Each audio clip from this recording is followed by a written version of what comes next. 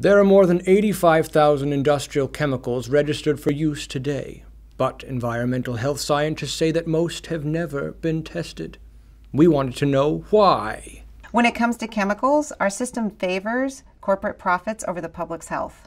Professor Tracy Woodruff is a former EPA scientist who now heads the University of California, San Francisco's program on reproductive health and the environment. She and her team study the effects of toxic chemicals on people. Who is responsible for making sure that chemicals are safe? It turns out that the public is ending up making sure that chemicals are safe. In theory, the government should be making sure that chemicals are safe before they go into our products. But the way that the laws are set up is that they can't keep up, nor do they have the power to make sure they're safe. How many chemicals have been banned by the EPA? The EPA has banned 5 chemicals since 1976. That would lead many people to believe that most chemicals are safe. Yeah, but in Europe, they have either banned or restricted over 1,000 chemicals since 2009. After more than 30 years of inaction, Congress updated the Toxic Substances Control Act, the legislation governing chemical oversight. Under the new rules, the EPA will have more power to order companies to test their products. However, some scientists say that the new rules still favor manufacturers over public health.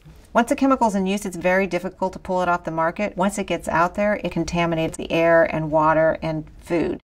A big problem, Woodruff and others say, is that people and puppets assume that what they buy is safe. How can consumers protect themselves? It's not easy, but we do have a couple recommendations. First, consumers can look to watchdog groups like Breast Cancer Fund or Environmental Working Group that monitor chemical research. There's even an app called Safety Nest that people can use to look up the types of things in their home and give them tips about how to reduce chemical exposures in your home. Second, you should check labels. Our recommendation is simpler is better. Try and choose things with less ingredients. Third, ask for the safety data on products that don't have labels. So these kinds of items can have things like formaldehyde. Just asking for this information sends a message that you want to know that the chemicals they're using in their products are safe.